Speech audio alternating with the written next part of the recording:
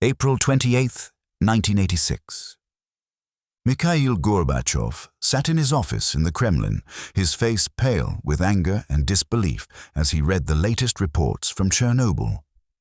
It was Monday morning, nearly 60 hours after the reactor explosion, and only now, was he beginning to understand the true scale of the disaster. For 2 days, Soviet officials had been telling him it was a small accident, a manageable situation, an unfortunate incident that was under control.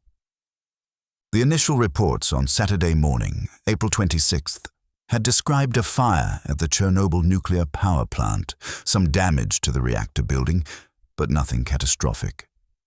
The local authorities had assured Moscow that they were handling it, that there was no need for alarm, that the situation was contained.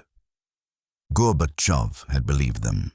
Or rather, he had wanted to believe them, had accepted their reassurances because questioning them would have required admitting that the Soviet system, the system he was trying to reform through glasnost and perestroika, was fundamentally broken.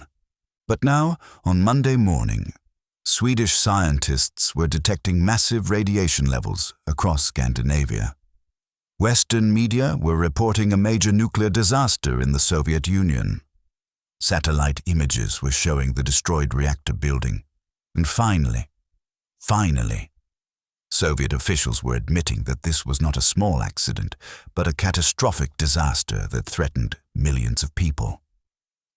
Gorbachev looked up at the men assembled in his office. Nikolai Ryzhkov, the Prime Minister, Viktor Chebrikov, head of the KGB, Boris Sherbina, who had been sent to Chernobyl to coordinate the response, and several other senior officials. They all looked uncomfortable, avoiding his gaze.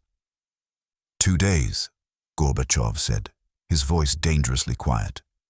For 2 days, you've been telling me this was a manageable situation, a small accident, nothing to worry about. And now I'm reading reports that the reactor core is exposed, that it's been burning for 60 hours, that radiation is spreading across Europe, that we may need to evacuate hundreds of thousands of people. He slammed the report down on his desk. So which is it? Is this a small accident, or is this the worst nuclear disaster in history? And why am I learning the truth from Swedish scientists and Western media instead of from my own government? The silence in the room was heavy. Finally, Ryzhkov spoke up carefully. Comrade General Secretary, the initial reports from Chernobyl were incomplete. The local authorities did not fully understand the severity of the situation. They reported what they knew, which was that there had been an explosion and a fire. But they did not immediately realize that the reactor core had been destroyed, that massive amounts of radiation were being released. Did not immediately realize? Gorbachev interrupted, his voice rising.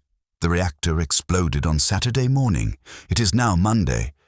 Are you telling me that for 2 full days, no one in the Soviet government understood what was happening at one of our largest nuclear power plants? The situation was confused, Sherbina said defensively. He had just returned from Chernobyl, and he looked exhausted and shaken. The plant management initially claimed that the reactor was intact, that only the building had been damaged. By the time we realized they were wrong, that the core had been destroyed. By the time you realized they were wrong, radiation was spreading across Europe, and the whole world knew we had a disaster on our hands, Gorbachev said bitterly. Do you understand what this means? Do you understand how this makes the Soviet Union look?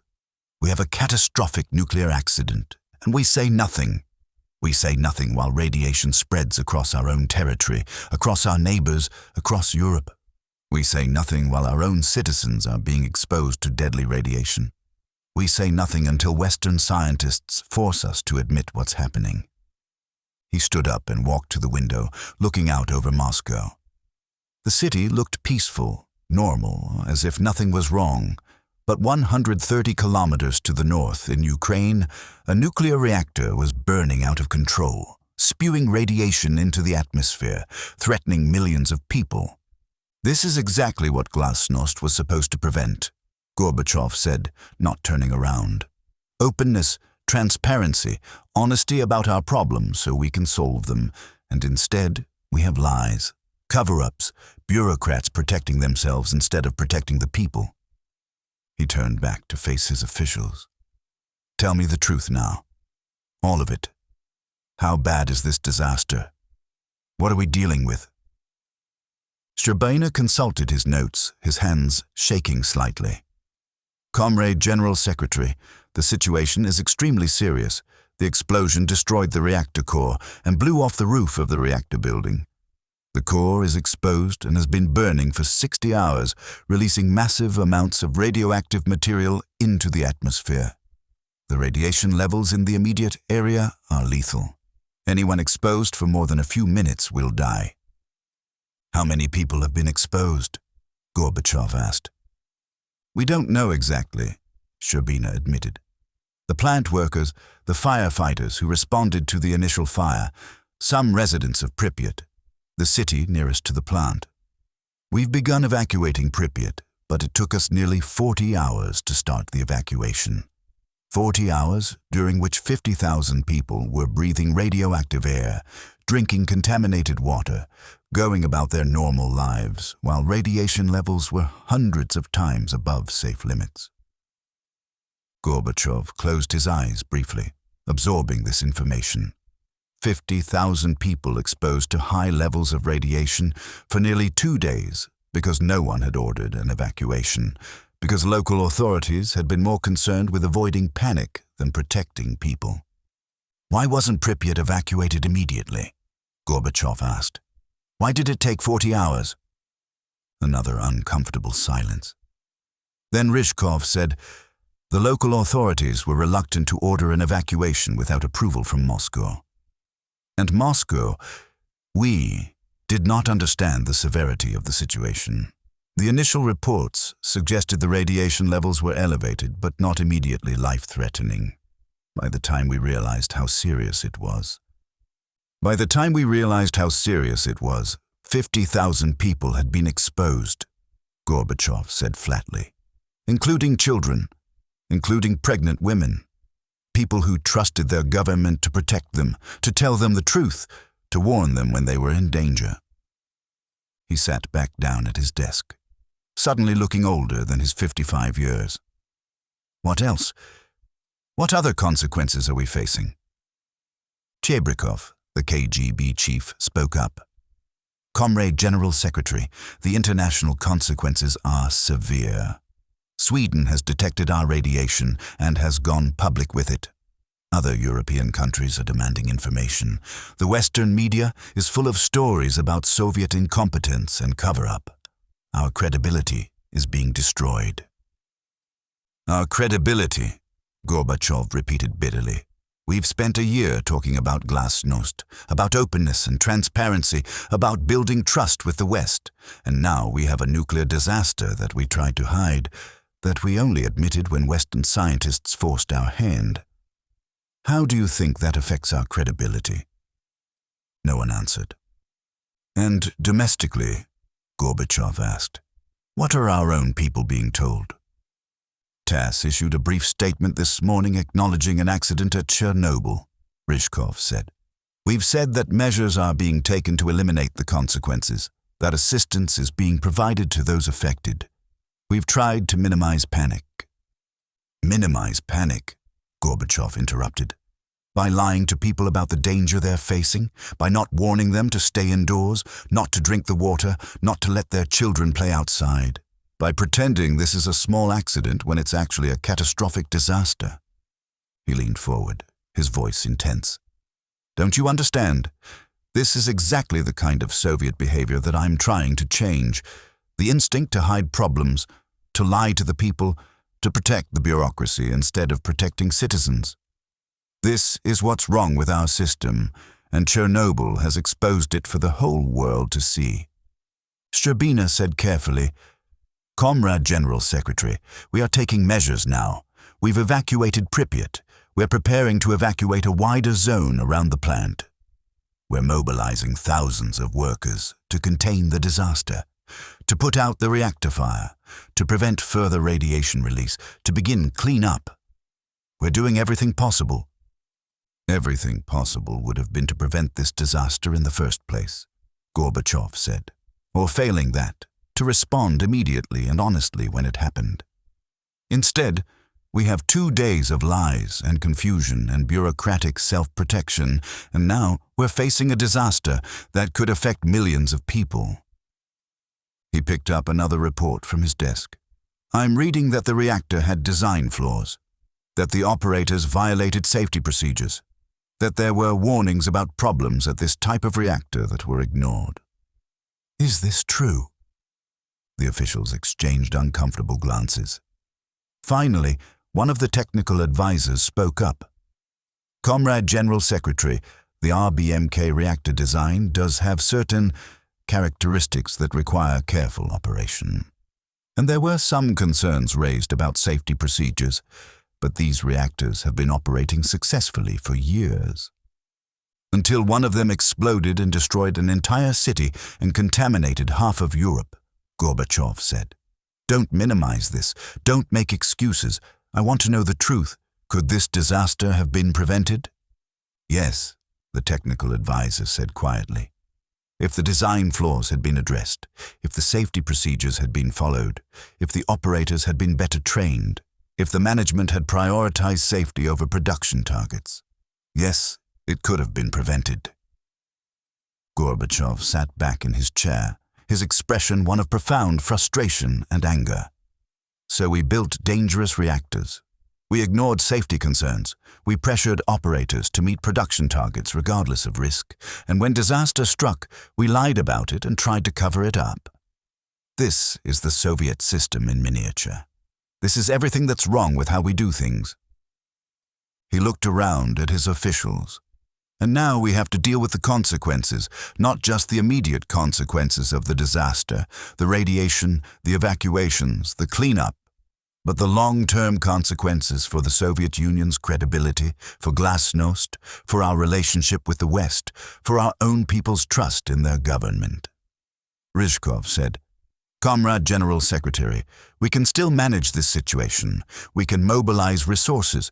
We can contain the disaster. We can demonstrate Soviet capability to respond to crisis.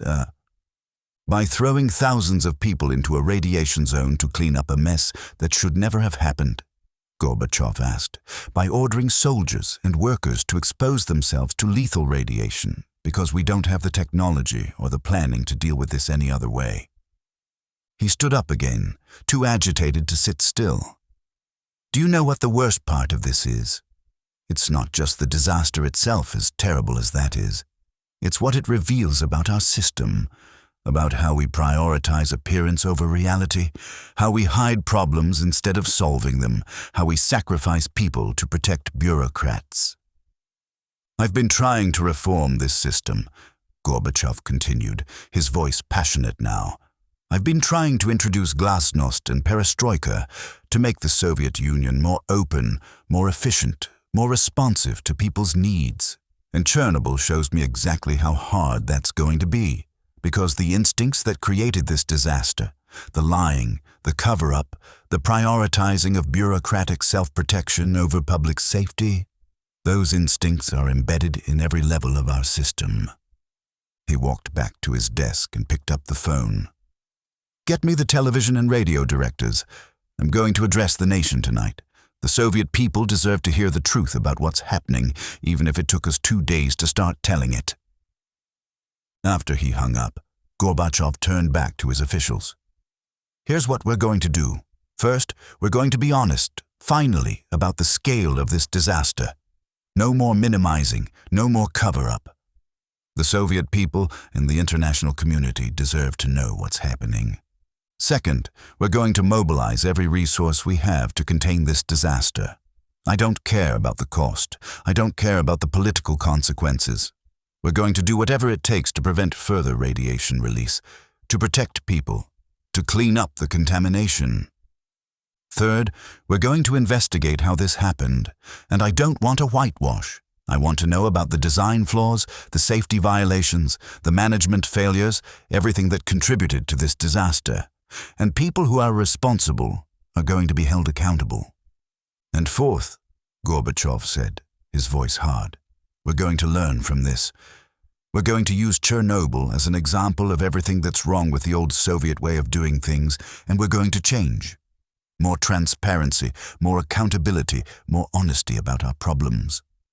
Sherbina said carefully, "Comrade General Secretary, being too open about this disaster could damage the Soviet Union's reputation, could undermine confidence in Soviet technology."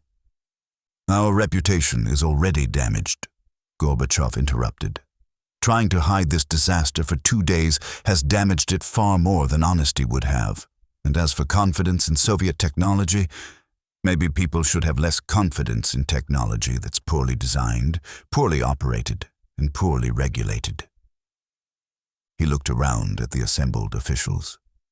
"Gentlemen, the Soviet Union is facing the worst nuclear disaster in history. A disaster that we created through our own incompetence and that we made worse through our instinct to lie and cover up. This is our moment of truth. How we respond to this crisis will define whether glasnost and perestroika are real reforms or just empty slogans." "I intend for them to be real reforms," Gorbachev said, "which means we're going to be honest about Chernobyl, no matter how painful that honesty is. We're going to admit our mistakes, we're going to take responsibility, and we're going to do better." After the meeting broke up and the officials left to implement Gorbachev's orders, he remained in his office alone, staring at the reports and photographs from Chernobyl. Images of the destroyed reactor building, of firefighters dying from radiation exposure, of children being evacuated from Pripyat, of the ghost town that the city had become. This was not how it was supposed to be. Gorbachev had come to power just over a year earlier with a vision of reforming the Soviet Union, of making it more open and efficient, of demonstrating that socialism could work if properly managed. He had introduced glasnost, openness, and perestroika, restructuring, as the twin pillars of his reform program. And now Chernobyl had exposed exactly how deep the problems went. The reactor explosion wasn't just a technical failure. It was a failure of the entire Soviet system, the design flaws that were ignored because admitting them would mean admitting mistakes, the safety violations that were overlooked because production targets mattered more than workers' safety, the cover-up that happened automatically because Soviet officials were trained to hide problems rather than solve them. Gorbachev had known the Soviet system had problems. That's why he was trying to reform it. But Chernobyl showed him that the problems were even deeper, even more fundamental than he had realized. And the international consequences were severe. Gorbachev had been working to improve relations with the West, to reduce Cold War tensions, to build trust. He had met with Reagan at Geneva the previous year, and another summit was planned.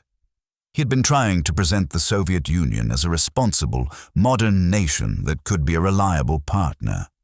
And now the Soviet Union had a catastrophic nuclear disaster that it had tried to hide, that had contaminated multiple countries, that had exposed Soviet incompetence and dishonesty for the whole world to see. How could he build trust with the West when his own government had lied about Chernobyl? How could he convince Western leaders that the Soviet Union was changing when it had responded to disaster with the same old Soviet instincts of cover-up and denial? Gorbachev picked up the phone again. "Get me Shevardnadze," he said, referring to his foreign minister. "I need to discuss how we're going to explain this to our allies and to the West." As he waited for the call to go through, Gorbachev thought about what he would say in his address to the nation that evening. He needed to be honest about the disaster, but not so alarmist that he created panic. He needed to acknowledge mistakes, but also demonstrate that the government was taking decisive action. He needed to show leadership, but also humility. It was a difficult balance, and Gorbachev knew that whatever he said, it wouldn't be enough to undo the damage that had already been done.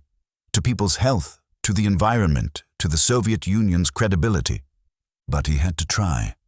He had to demonstrate that glasnost meant something, that the Soviet Union could be honest about its failures, that the old ways of lying and covering up were over, even if it meant admitting that the Soviet system had catastrophically failed. Over the following days and weeks, The full scale of the Chernobyl disaster became clear. The reactor fire burned for 10 days before it was finally extinguished. Hundreds of thousands of people were evacuated from the contaminated zone. Thousands of workers, liquidators, were sent into the radiation zone to clean up, many of them receiving lethal doses of radiation. The economic cost ran into billions of rubles. The environmental damage would last for decades, perhaps centuries. 31 people died in the immediate aftermath of the disaster, mostly firefighters and plant workers who were exposed to lethal radiation. But the long-term death toll from cancer and other radiation-related illnesses would be much higher. Estimates ranged from thousands to hundreds of thousands, depending on how the deaths were counted. And the political consequences were profound. Chernobyl damaged the Soviet Union's credibility both internationally and domestically. It exposed the failures of Soviet technology and management. It demonstrated that glasnost was more rhetoric than reality, at least initially. It contributed to growing disillusionment with the Soviet system, particularly in Ukraine and Belarus, the republics most affected by the disaster. Some historians argue that Chernobyl was one of the key events that led to the collapse of the Soviet Union just 5 years later. It exposed the system's fundamental flaws in a way that couldn't be hidden or denied. It showed that the Soviet Union couldn't protect its own citizens, couldn't manage its own technology, couldn't tell the truth about its own failures. For Gorbachev personally, Chernobyl was a turning point. It convinced him that the Soviet system needed even more radical reform than he had initially thought. It showed him that glasnost couldn't be partial or conditional, that real openness meant admitting uncomfortable truths, even when those truths were damaging. But it also showed him how difficult reform would be, how deeply the old Soviet habits of lying and cover-up were embedded, how resistant the bureaucracy was to change. Years later, in his memoirs, Gorbachev wrote that Chernobyl was perhaps the real cause of the collapse of the Soviet Union.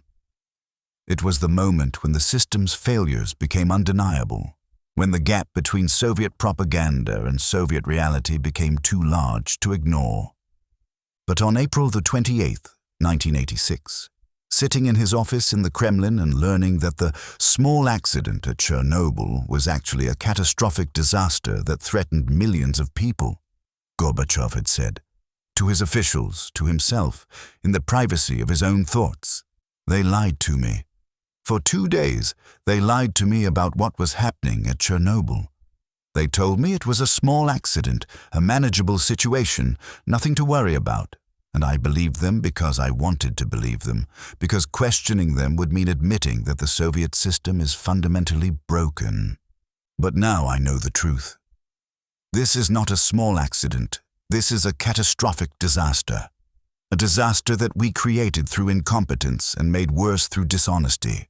A disaster that has exposed every flaw in the Soviet system, the poor design, the safety violations, the production pressures, the lying, the cover-up, the instinct to protect bureaucrats instead of protecting people. This is what I'm trying to reform. This is why we need glasnost and perestroika.